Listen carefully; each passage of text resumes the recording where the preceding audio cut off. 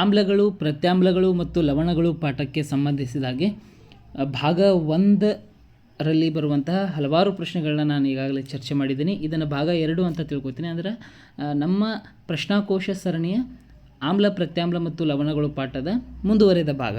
Okay, ಇಲ್ಲಿ ಕೆಲವೊಂದಿಷ್ಟು very important ಕ್ವಶನ್ಸ್ಗಳನ್ನ ನಾವು ಚರ್ಚೆ ಮಾಡ್ತಾ ಹೋಗೋಣ. ಹಾಗಾದರೆ ಪ್ರಶ್ನೆಗಳಿಗೆ ಬರೋಣ. ಜಠರದಲ್ಲಿ ಅತಿ ಹೆಚ್ಚು ಆಮ್ಲ ಬಿಡುಗಡೆಯಾದಾಗ ಪರಿಣಾಮಗಳು ಏನು ಉಂಟಾಗ್ತದೆ ಹಾಗೂ ಈ ಪರಿಸ್ಥಿತಿಗೆ ಏನು ನೀವು ಪರಿಹಾರಗಳನ್ನು ಸೂಚಿಸ್ಬೋದು ಅಂತ ಕೇಳಿದ್ದಾರೆ. ನಮಗೆಲ್ಲರಿಗೂ ಗೊತ್ತಿದ್ದಂಗೆ ನಮ್ಮ ಜಠರದಲ್ಲಿ ಅತ್ಯಂತ ಪ್ರಬಲವಾದಂತಹ HCl ಹೈಡ್ರೋಕ್ಲೋರಿಕ್ ಆಮ್ಲ ಇರ್ತದೆ. ಇದೇನಾದರೂ ಹೆಚ್ಚು ಬಿಡುಗಡೆ ಆಯಿತಂದ್ರೆ ನೋವು ಮತ್ತು ಊರಿಗೆ ಕಾರಣವಾಗ್ತದೆ. ಇದೇ ಊರಿ ಸಮಸ್ಯೆಗಳು, ಆ್ಯಸಿಡಿಟಿ ಪ್ರಾಬ್ಲಮ್ಸ್ ಎಲ್ಲ ಬರ್ತಾವೆ. ಈ ಪರಿಸ್ಥಿತಿಗೆ ನಾವು ಪರಿಹಾರ ಏನು ಕೊಡ್ಬೋದು ಅಂದರೆ ಆಮ್ಲಶಾಮಕ. ಓಕೆ, ಮುಖ್ಯವಾಗಿ ನಾವು ಏನು ಬಳಸ್ತೀವಿ ಇಲ್ಲಿ ಅಂದರೆ milk of magnesium. Okay, magnesium ಹೈಡ್ರಾಕ್ಸೈಡನ್ನು ಇಲ್ಲಿ ಬಳಸ್ಬೋದು. ಅದನ್ನು ಹೊರತುಪಡಿಸಿದರೆ ನಾವು ಅಡುಗೆ ಸೋಡಾವನ್ನು ಆಮ್ಲಶಾಮಕವಾಗಿ ಬಳಸ್ಬೋದು. ಓಕೆ, ನೆಕ್ಸ್ಟ್ ಪ್ರಶ್ನೆ. ಪ್ಲಾಸ್ಟರ್ ಆಫ್ ಪ್ಯಾರಿಸನ್ನು ತೇವಾಂಶ ನಿರೋಧಕ ಸಂಗ್ರಾಹಕದಲ್ಲಿ ಸಂಗ್ರಹಿಸಿ ಇಡಬೇಕು, ಏಕೆ? ವಿವರಿಸ್ರಿ ಅಂತ ಕೊಟ್ಟಿದ್ದಾರೆ. ಪ್ಲಾಸ್ಟರ್ ಆಫ್ ಪ್ಯಾರಿಸ್ ತೇವಾಂಶವನ್ನು ಹೀರಿಕೊಂಡು ಗಟ್ಟಿಯಾದ ಘನರೂಪದ ಜಿಪ್ಸಮ್ ಆಗಿ ಬದಲಾಗುತ್ತದೆ. ಅದನ್ನು ತಪ್ಪಿಸಬೇಕು ಅಂದರೆ ನಾವೇನು ಮಾಡಬೇಕಂದ್ರೆ ತೇವಾಂಶ ನಿರೋಧಕ ಸಂಗ್ರಾಹಕದಲ್ಲಿ ಇಡಬೇಕಾಗ್ತದೆ. ನಿಮ್ಗೆಲ್ರಿಗೂ ಗೊತ್ತಿರ್ತದೆ, ಪ್ಲಾಸ್ಟರ್ ಆಫ್ ಪ್ಯಾರಿಸ್ಗೆ ಸ್ವಲ್ಪ ಏನಾದರೂ ನೀರು ತಾಕಿದು ಅಂದರೆ ಅಥವಾ ಅದನ್ನೇನಾದರೂ ತೇವಾಂಶದಲ್ಲಿ ಇಟ್ಟು ಅಂದರೆ ನಾವೇನಾಗ್ತದೆ, ಅದು ಘನರೂಪದ ಜಿಪ್ಸಮ್ ಆಗಿ ಬದಲಾಗ್ತಿರ್ತದೆ. ನಾವು ಅದನ್ನೇನು ಪ್ಲಾಸ್ಟರ್ ಆಫ್ ಪ್ಯಾರಿಸ್ನ ರಾಸಾಯನಿಕ ಹೆಸರು ಏನಂತ ನಾಳೆ ಕೇಳ್ತಾರೆ ಎಕ್ಸಾಮಿನೇಷನ್ದಲ್ಲಿ 1 ಮಾರ್ಕಸಿಗೆ. ಏನು ಹೇಳ್ಬೋದು ನಾವು?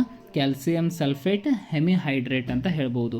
ಅದರ ಅಣುಸೂತ್ರ ಏನು ಬರ್ತದೆ ಅಂದರೆ CaSO4 half of H2O. This is the chemical formation of plaster of Paris. Okay, ಮುಂದಿನ ಪ್ರಶ್ನೆಯನ್ನು ನೋಡೋಣ. ತಾಜಾ ಹಾಲಿನ pH 6. ತಾಜಾ ಹಾಲಿನ pH ಮೌಲ್ಯ 6. ಅದು ಮೊಸರಾದಂತೆ ಅದರ pH ಹೇಗೆ ಬದಲಾಗುತ್ತದೆ ಎಂದು ನೀವು ಭಾವಿಸುತ್ತೀರಿ? ನಿಮ್ಮ ಉತ್ತರಕ್ಕೆ ವಿವರಣೆ ನೀಡಿ ಅಂತ ಕೊಟ್ಟಿದ್ದಾರೆ. ಹಾಲು ಮೊಸರಾದಂತೆ ಅದರ pH ಕಡಿಮೆ ಆಗ್ತದೆ. ಬಿಕಾಸ್ ಆಫ್ ಅದು ಹುಳಿ ಆಗಕ್ಕೆ ಸ್ಟಾರ್ಟ್ ಆಗ್ತದೆ, ಆಮ್ಲೀಯತೆಯನ್ನು ಪಡೆದುಕೊಳ್ತದೆ. ಹಾಲು ಮೊಸರಾದಂತೆ ಹಾಲಲ್ಲಿರುವ ಲ್ಯಾಕ್ಟೋಸ್ ಅಥವಾ ಲ್ಯಾಕ್ಟಿಕ್ ಆಮ್ಲ ಅದು ಪರಿವರ್ತನೆ ಆಗ್ತದೆ. ಆಮ್ಲಗಳು ಕಡಿಮೆ pH ಮೌಲ್ಯವನ್ನು ಹೊಂದಿದೆ ಆ್ಯಸ್ ಯೂಶ್ವಲ್. ಓಕೆ, ಯಾವಾಗ ಒಂದು ವಸ್ತು ಹುಳಿ ಆಗಕ್ಕೆ ಸ್ಟಾರ್ಟ್ ಆಗ್ತದೆ, ಅದರಲ್ಲೂ ಮುಖ್ಯವಾಗಿ ಈಗ ಲ್ಯಾಕ್ಟೋಬ್ಯಾಸಿಲಸ್ನಿಂದ ಪ್ರಕ್ರಿಯೆಯಿಂದ ಈ ಲ್ಯಾಕ್ಟಿಕ್ ಆಮ್ಲ ಅತ್ಯಂತ ಹುಳಿ ಆದಂತೆ ಅದರ ಆಮ್ಲೀಯತೆ ಹೆಚ್ಚಾಗ್ತಿರ್ತದೆ. ಆಮ್ಲೀಯತೆ ಹೆಚ್ಚಾಗತ್ತದ ಅಂದ್ರೆ ಇಟ್ ಮೀನ್ಸ್ pH ಮೌಲ್ಯ ಕೂಡ ಕಡಿಮೆ ಆಗ್ತಿರ್ತದೆ. ಓಕೆ, ಇದು ವೈಸ್ ವರ್ಸಾ ಪ್ರೊಸೆಸ್. ಆಮ್ಲ ಹೆಚ್ಚಿದೆ ಅಂದರೆ ಅದರ pH ಮೌಲ್ಯ ಕಡಿಮೆ ಇರ್ತದೆ. ಎಸ್, ಮುಂದಿನ ಪ್ರಶ್ನೆಗೆ ಹೋಗೋಣ. ಒಬ್ಬ ಹಾಲು ಮಾರುವವನು ತಾಜಾ ಹಾಲಿಗೆ ಅತ್ಯಲ್ಪ ಪ್ರಮಾಣದ ಅಡುಗೆ ಸೋಡಾ ಸೇರಿಸುತ್ತಿದ್ದಾನೆ. ಓಕೆ, ಇನ್ನು ಮುಂದೆ ಪರಿಣಾಮಗಳು ಏನೇನಾಗ್ತಾವನ್ನ ನೋಡಿರಿ. ಅವನು ತಾಜಾ ಹಾಲಿನ pH 6ರಿಂದ ಸ್ವಲ್ಪ ಕ್ಷಾರೀಯದ ಕಡೆಗೆ ಏಕೆ ಬದಲಾಯಿಸುತ್ತಾನೆ? ಈ ಹಾಲು ಮೊಸರಾಗಲು ಹೆಚ್ಚು ಸಮಯವನ್ನು ತೆಗೆದುಕೊಳ್ಳುವುದೇಕೆ ಅಂತ ಪ್ರಶ್ನೆ ಇದೆ. ಹಾಲಿನ ಸಂಗ್ರಹ ಯೋಗ್ಯ ಅವಧಿಯನ್ನು ಹೆಚ್ಚಿಸಲು ಅಂದ್ರೆ ಹಾಲನ್ನು ಸಂಸ್ಕರಣೆ ಮಾಡಲು ಅವನೇನು ಮಾಡ್ತಾನೆ ಅಂದರೆ ತಾಜಾ ಹಾಲಿಗೆ ಸ್ವಲ್ಪ ಕ್ಷಾರೀಯವಾದಂತಹ ಅಡುಗೆ ಸೋಡಾವನ್ನು ಹಾಕ್ತಾನೆ. ಹಾಲು ಕ್ಷಾರೀಯವಾಗುವುದರಿಂದ ಅದು ಮೊಸರಾಗಲು ಹೆಚ್ಚು ಸಮಯ ತೆಗೆದುಕೊಳ್ತದೆ. ಬಿಕಾಸ್ ಆಫ್ ಅದು pH ಮೌಲ್ಯ ಹೆಚ್ಚಾಗ್ತಾ ಹೋಗ್ತದೆ. ಕ್ಷಾರೀಯ ಮೀನ್ಸ್ ಪ್ರತ್ಯಾಮ್ಲದ ಕಡೆ ಹೋಗ್ತದೆ. ಇನ್ನದು ಅದು ಹುಳಿಯಾಗಿ ಮತ್ತು ಇದನ್ನಾಗಬೇಕಂದ್ರೆ ಮೊಸರಾಗಬೇಕು ಅಂದ್ರೆ ಸ್ವಲ್ಪ ಸಮಯವನ್ನು ಹೆಚ್ಚು ತಗೋತದೆ. ಎಸ್, ಮುಂದಿನ ಪ್ರಶ್ನೆ. ಕಾರಣ ಕೊಡಿ ಅನ್ನುವಂಥ ಪ್ರಶ್ನೆ ಇದೆ. ಆಮ್ಲವನ್ನು ನೀರಿಗೆ ಹಾಕಬೇಕೇ ಹೊರತು ನೀರನ್ನು ಆಮ್ಲಕ್ಕಲ್ಲ. ಅಥವಾ ಇದೇ ಪ್ರಶ್ನೆಯನ್ನು ಹೆಂಗೆ ಕೇಳ್ಬೋದು ಅಂದರೆ ಆಮ್ಲವನ್ನು ಸಾರರಿಕ್ತಗೊಳಿಸುವಾಗ ಆಮ್ಲವನ್ನೇ ನೀರಿಗೆ ಸೇರಿಸಬೇಕು, ಬಟ್ ಆಮ್ಲಕ್ಕೆ ನೀರನ್ನು ಸೇರಿಸಬಾರದೆಂದು ಶಿಫಾರಸು ಮಾಡುವುದೇಕೆ? ಓಕೆ, ನಡೀತದೆ, ನೀರಿನಲ್ಲಿ ಆಮ್ಲಕ್ಕೆ ನೀರನ್ನು ಹಾಕುವಾಗ ಕೂಡ ಒಂದೊಂದು ಹನಿಯನ್ನು ಹಾಕಬೇಕು. ಬಟ್ ಇಲ್ಲಿ ಶಿಫಾರಸು ಅಂದ್ರೆ ಇಲ್ಲಿ ಏನು ಮಾಡಬೇಕು ಅಂದ್ರೆ ಕರೆಕ್ಟ್ ಆದಂಥ ವಿಧಾನ ಅಂದರೆ ನಾವು ಆಮ್ಲವನ್ನೇ ನೀರಿಗೆ ಸೇರಿಸಬೇಕು, ನೀರಿಗೆ ಆಮ್ಲವನ್ನು ಸೇರಿಸಬಾರ್ದು.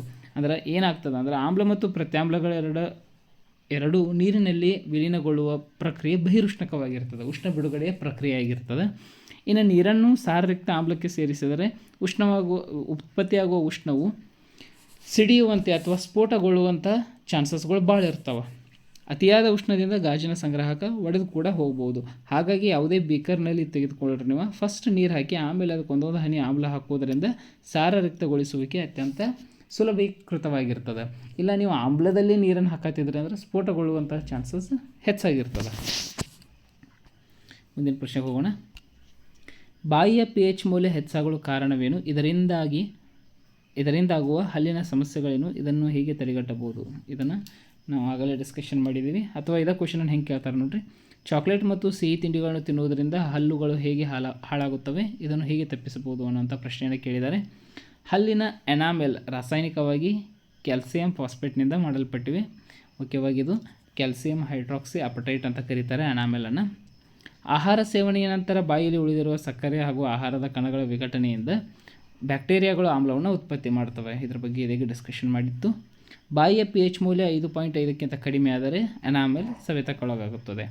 ಇದನ್ನು ತಡೆಗಟ್ಟಲು ಪ್ರತ್ಯಾಮ್ಲೀಯವಾದಂಥ ಟೂತ್ಪೇಸ್ಟನ್ನು ಬಳಸಿ ತಟಸ್ಥೀಕರಣಗೊಳಿಸಬೇಕಾಗ್ತದೆ. Very important. ಇನ್ನು ನೆಕ್ಸ್ಟ್ ಕ್ವಶನ್ ನೋಡೋಣ. ವಿದ್ಯಾರ್ಥಿಗಳು ಚಾರಣ ಹೊರಟಾಗ ಒಬ್ಬ ವಿದ್ಯಾರ್ಥಿಗೆ ಆಕಸ್ಮಿಕವಾಗಿ ತುರಿಕೆಗಡದ ಎಲೆ ತಾಗಿ ಉರಿ ಉಂಟಾಗ್ತದೆ. ಇದರಿಂದ ಉಂಟಾಗುವ ಉರಿ ಮತ್ತು ನೋವನ್ನು ಕಡಿಮೆ ಮಾಡಲು ನೀವು ಯಾವ ರೀತಿ ಸಲಹೆ ಕೊಡ್ತೀರಿ ಅಂತ ಕೇಳಿದ್ದಾರೆ. ತುರಿಕೆಗಡದ ಮುಳ್ಳುಗಳು ಏನಾದರೂ ಹತ್ತಿದ ಅಂದರೆ ಅಲ್ಲಿ ಮೆಥನೋಯಿಕ್ ಆಮ್ಲ ಪ್ರೊಡ್ಯೂಸ್ ಆಗ್ತಿರ್ತದೆ, ಮೆಥನೋಯಿಕ್ ಆಮ್ಲ ಬಿಡುಗಡೆಗೊಳ್ತದೆ. ಇದನ್ನು ಶಮನಗೊಳಿಸಲು ಪ್ರತ್ಯಾಮ್ಲೀಯ ಗುಣ ಹೊಂದಿರುವ ಅಲ್ಲೇ ಅದರ ಬದಿಯಲ್ಲೇ ಇರ್ತದೆ ಪುಲ್ಲಂಪುರುಚಿ ಸಸ್ಯ ಅಂಥೇಳಿ. ಎಲ್ಲಿ ತುರಿಕೆಗಡ ಸಸ್ಯ ಇರ್ತದೆ ಅದರ ಬದಿಯಲ್ಲೇ ಇರುವಂತಹ ಈ ಸಸ್ಯದ ಎಲೆಗಳನ್ನು ತೆಗೆದುಕೊಂಡು ಉಜ್ಜಿದು ಅಂದ್ರೆ ಆ ಆಮ್ಲ ತಟಸ್ಥೀಕರಣ ಕ್ರಿಯೆಗೆ ಒಳಪಡ್ತದೆ. ಓಕೆ, ಇದು ಸಿಗಲಿಲ್ಲ ಅಂದ್ರೆ ಆಮ್ಲ ಶಾಮಕಗಳನ್ನು ಕೂಡ ನಾವು ಬಳಸ್ಬೋದು. ಈ ಬೇಕಿಂಗ್ ಸೋಡಾವನ್ನು ಹಚ್ಚಿ ತಿಕ್ಕಿದ್ರೂ ಕೂಡ ನೋವು ಅಥವಾ ಉರಿ ಕಡಿಮೆ ಆಗ್ತದೆ. ಓಕೆ, ಮುಂದಿನ ಪ್ರಶ್ನೆ ಹೋಗೋಣ.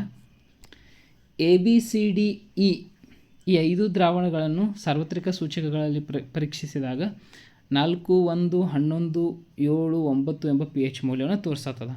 ಹಾಗಾದರೆ ಯಾವ ದ್ರಾವಣವು ತಟಸ್ಥ? ಓಕೆ, 7 ಇರುವಂಥ ದ್ರಾವಣ ತಟಸ್ಥ. ಈ ಕ್ರಮವಾಗಿ ಕೊಟ್ಟದಾರೆ ಅಂದರೆ ಇದು A, this is B, this is C and this is D. Okay, ಹಾಗಾದರೆ D ಅನ್ನುವಂಥ ದ್ರಾವಣ ತಟಸ್ಥ. ಯಾವುದು ಪ್ರಬಲ ಪ್ರತ್ಯಾಮ್ಲೀಯನ ಇದೀಗ ಡಿಸ್ಕಷನ್ ಮಾಡಿದಂಗೆ 14ರ ಸಮೀಪ ಇರುವೆಲ್ಲ ಪ್ರಬಲ ಪ್ರತ್ಯಾಮ್ಲೀಯ ಗುಣವನ್ನು ಹೊಂದಿರ್ತವೆ. 11 ಪ್ರಬಲ ಪ್ರತ್ಯಾಮ್ಲೀಯ ಅಂತ ಇದರೊಳಗೆ ಕರಿಬೋದು ನಾವು. ಹಾಗಾದರೆ 11 ಯಾವುದನ್ನು ತೋರಿಸ್ತದೆ? C-ಯನ್ನು ತೋರಿಸ್ತದೆ. C ಒಂದು ಪ್ರಬಲ ಪ್ರತ್ಯಾಮ್ಲೀಯ. ಪ್ರಬಲ ಆಮ್ಲ ಯಾವುದು ಅಂದರೆ 0ಕ್ಕೆ ಸಮೀಪ ಇರುವಂಥ ಸಂಖ್ಯೆಗಳನ್ನ ನಾವು ಪ್ರಬಲ ಆಮ್ಲೀಯ ಗುಣ ಅಂತೀವಿ. ಹಾಗಾದರೆ 1 ಪ್ರಬಲ ಆಮ್ಲ ಅಂದರೆ B ಅನ್ನೋದು ಸ್ಟ್ರಾಂಗೆಸ್ಟ್ ಆ್ಯಸಿಡ್. ಇನ್ನು ದುರ್ಬಲ ಆಮ್ಲ ಕೊಟ್ಟಿದ್ದಾರೆ. 7ರ ಸಮೀಪ ಇರೋದು ಅಂದರೆ 7ಕ್ಕಿಂತ ಕಡಿಮೆ ಇರಬೇಕು, 7ಕ್ಕೆ ಸಮೀಪ ಇರಬೇಕು, ಅವುಗಳನ್ನ ನಾವು ದುರ್ಬಲ ಆಮ್ಲ ಅಂತೀವಿ. ಇಲ್ಲಿ ಆ ರೀತಿಯಾಗಿರೋದು ಯಾವುದಂದ್ರೆ A ಅಂದರೆ 4 ಇದೆ. ಓಕೆ, ದುರ್ಬಲ ಪ್ರತ್ಯಾಮ್ಲ ಯಾವುದಂತ ಕೊಟ್ಟಿದ್ದಾರೋ ಇದು 7ಕ್ಕೆ ಸಮೀಪ ಇರಬೇಕು, ಬಟ್ 7ಕ್ಕಿಂತ ಮ್ಯಾಗ ಇರಬೇಕು, ಅಂಥವುಗಳನ್ನ ನಾವು ದುರ್ಬಲ ಪ್ರತ್ಯಾಮ್ಲ ಅಂತೀವಿ. ದಿಸ್ ಈಸ್ 9 ಅಂದರೆ ಲಾಸ್ಟ್ ಒನ್. ಈ ಒಂದು ದುರ್ಬಲ ಪ್ರತ್ಯಾಮ್ಲ. ಓಕೆ, ಹೈಡ್ರೋಜನ್ ಅಯಾನುಗಳ ಸಾರಥಿಯ ಮೇಲೆ ಏರಿಕೆ ಕ್ರಮದಲ್ಲಿ ಕೂಡ ಇವನ್ನ ನಾವು ಬರಿಬಹುದು. ಮುಂದಿನ ಪ್ರಶ್ನೆ ನೋಡೋಣ. ಕಮಲ ಹೂತೋಟದಲ್ಲಿ ಆಟವಾಡುತ್ತಿದ್ದಾಗ ಕಣಜ ಕುಟುಕಿತು. ಆಗ ಅವಳ ಅಮ್ಮ ಕುಟುಕಿದ ಜಾಗಕ್ಕೆ ಟೂತ್ಪೇಸ್ಟ್ ಹಚ್ಚುತ್ತಾಳೆ. ಆಮೇಲೆ ವೈದ್ಯರ ಬಳಿ ಕರೆದೊಯ್ಯುತ್ತಾರೆ. ಕಣಜದ ಕುಟುಕುವಿಕೆಯಲ್ಲಿ ಏನಿತ್ತು? ಅವರ ಅಮ್ಮ ಕುಟುಕಿದ ಜಾಗಕ್ಕೆ ಟೂತ್ಪೇಸ್ಟ್ ಹಚ್ಚಿರುವ ಹಿಂದಿನ ಉದ್ದೇಶವೇನು ಅಂತ ಕೊಟ್ಟಿದ್ದಾರೆ. ಕುಟುಕಿದ ಜಾಗದಲ್ಲಿ 100% ಆಮ್ಲ ಇರ್ತದೆ. ಯಾವ ಆಮ್ಲ ಅಂದರೆ ಮೆಥನೋಯಿಕ್ ಆಮ್ಲ ಪ್ರೊಡ್ಯೂಸ್ ಆಗ್ತಿರ್ತದೆ. ಈ ಜೇನುನೊಣ ಕುಟಕಲಿ ಅಥವಾ ಇರುವೆಗಳು ಕಚ್ಚಲಿ, ಕೆಂಪು ಇರುವೆಗಳು ಕಚ್ಚಲಿ ಅಥವಾ ತುರಿಕೆ ಸೊಪ್ಪಿನಲ್ಲಿ ಕಂಡುಬರುವ ಆಮ್ಲನೇ ಮೆಥನೋಯಿಕ್ ಆಮ್ಲ. ಈ ಆಮ್ಲದ ಉರಿ ಕಡಿಮೆ ಆಗಾಕ ಅವ್ರು ಏನು ಹಚ್ತಾರೆ ಅಂದ್ರೆ ಟೂತ್ಪೇಸ್ಟ್ ಬಿಕಾಸ್ ಟೂತ್ಪೇಸ್ಟ್ ಒಂದು ಪ್ರತ್ಯಾಮ್ಲ. ಇದಕ್ಕೆ ಸರಿಯಾದ ಉತ್ತರ. ಮುಂದಿನ ಪ್ರಶ್ನೆಗೆ ಹೋಗೋಣ. ಸೋಡಿಯಂ ಹೈಡ್ರಾಕ್ಸೈಡ್ ತಯಾರಿಸುವ ಕ್ಲೋರ್ ಆಲ್ಕಲಿ ಪ್ರಕ್ರಿಯೆಯಲ್ಲಿ ಕ್ಯಾಥೋಡ್ ಮತ್ತು ಆ್ಯನೋಡ್ ಬಳಿ ಬಿಡುಗಡೆಯಾಗುವ ಅನಿಲಗಳಾವವು? ಯಾವ ವಿದ್ಯುತ್ ಗ್ರಹದ ಬಳಿ ಸೋಡಿಯಂ ಹೈಡ್ರಾಕ್ಸೈಡ್ ಉಂಟಾಗ್ತದೆ? ಓಕೆ, ಫಸ್ಟ್ ನಾವು ಕ್ಲೋರ್ ಆಲ್ಕಲಿ ಪ್ರಕ್ರಿಯೆ ಬಗ್ಗೆ ತಿಳ್ಕೊಳ್ಳೋಣ. ಕ್ಲೋರ್ ಆಲ್ಕಲಿ ಪ್ರಕ್ರಿಯೆ ಅಂದರೆ ಸೋಡಿಯಂ ಹೈಡ್ರಾಕ್ಸೈಡನ್ನು ಪ್ರೊಡ್ಯೂಸ್ ಮಾಡುವಂತಹ ಒಂದು ಪ್ರಕ್ರಿಯೆ ಇದು ಕ್ಲೋರ್ ಆಲ್ಕಲಿ. ಯಾಕೆ ಈ ಹೆಸರು ಬಂತು ಅಂದರೆ ಇಲ್ಲಿ ಕ್ಲೋರಿನ್ ಅನ್ನೋದು ಬಿಡುಗಡೆ ಆಗ್ತದೆ, ಅಲ್ಲಿಂದ ಕ್ಲೋರ್ ಅನ್ನುವಂಥ ಪದವನ್ನು ತೊಗೊಂಡರು. ಆಲ್ಕಲಿ ಯಾಕಂದ್ರೆ ಸೋಡಿಯಂ ಹೈಡ್ರಾಕ್ಸೈಡ್ ಒಂದು ಕ್ಷಾರಕ್ಕೆ ಇಂಗ್ಲೀಷ್ ಒಳಗೆ ಆಲ್ಕಲಿ ಅಂತಾರೆ. ಸರ್ ಹಾಗಾದ್ರೆ ಆಲ್ಕಲಿ ಅಂದರೆ ಏನು ರೀ, ಅದ್ರ ಮೀನಿಂಗ್ ಏನು ರೀ ಅಂದರೆ, ಅಥವಾ ಕ್ಷಾರ ಅಂದರೆ ಏನು ರೀ ಅಂದರೆ ಯಾವ ಪ್ರತ್ಯಾಮ್ಲಗಳು ನೀರಿನಲ್ಲಿ ವಿಲೀನವಾಗುತ್ತವೆಯೋ ಅಂತಹ ಪ್ರತ್ಯಾಮ್ಲಗಳನ್ನು ನಾವು ಕ್ಷಾರ ಅಂಥೇಳಿ ಕರಿತೇವೆ ಅಥವಾ ಆಲ್ಕಲಿ ಅಂಥೇಳಿ ಕರಿತೀವಿ. ಓಕೆ, ಅಂದರೆ ವಾಟರ್ ಸೊಲ್ಯೂಬಲ್ ಬೇಸಸ್ಸನ್ನು ನಾವು ಆಲ್ಕಲೀಸ್ ಅಂಥೇಳಿ ಕರಿತೀವಿ. ಹಾಗಾದ್ರೆ ಇಲ್ಲಿ ಸೋಡಿಯಂ ಹೈಡ್ರಾಕ್ಸೈಡ್ನ ಪ್ರಕ್ರಿಯೆ ಅಂದರೆ ಸೋಡಿಯಂ ಹೈಡ್ರಾಕ್ಸೈಡ್ನ ಉತ್ಪತ್ತಿ ಮಾಡುವಾಗ ಕ್ಲೋರ್ ಆಲ್ಕಲಿ ಪ್ರಕ್ರಿಯೆಯನ್ನು ನಾವು ಬಳಸ್ತೀವಿ. ಹಾಗಾದ್ರೆ ಈ ಕ್ಯಾಥೋಡ್ ಮತ್ತು ಆ್ಯನೋಡ್ ಅಂದರೆ ಇಲ್ಲಿ ವಿದ್ಯುತ್ ಗ್ರಹವನ್ನು ಹಾಕಿರ್ತೀವಿ. ಕ್ಯಾಥೋಡ್ ಬಳಿ ಯಾವುದು ಹೈಡ್ರೋಜನ್ ಅನಿಲ ಬಿಡುಗಡೆ ಆಗ್ತಿರ್ತದೆ. ಆ್ಯನೋಡ್ ಬಳಿ ಕ್ಲೋರಿನ್ ಅನಿಲ ಬಿಡುಗಡೆ ಆಗ್ತಿರ್ತದೆ. ಇನ್ನು ಕ್ಯಾಥೋಡ್ ಬಳಿ ಸೋಡಿಯಂ ಹೈಡ್ರಾಕ್ಸೈಡ್ ಉಂಟಾಗ್ತಿರ್ತದೆ. ಸೋಡಿಯಂ ಹೈಡ್ರಾಕ್ಸೈಡ್ ಎಲ್ಲಿ ಉಂಟಾಗ್ತದೆ ಅಂತ ಕೇಳಿದರೆ ಕ್ಯಾಥೋಡ್ ಬಳಿ. ಇಲ್ಲಿ ಉಂಟಾಗುವಂಥ ಉಪ ಉತ್ಪನ್ನಗಳು ಯಾವುವಂದ್ರೆ ಕ್ಲೋರಿನ್ ಮತ್ತು ಹೈಡ್ರೋಜನ್. ಇದರ ಉಪಯೋಗಗಳನ್ನು ಕೂಡ ಕೇಳಬಹುದು.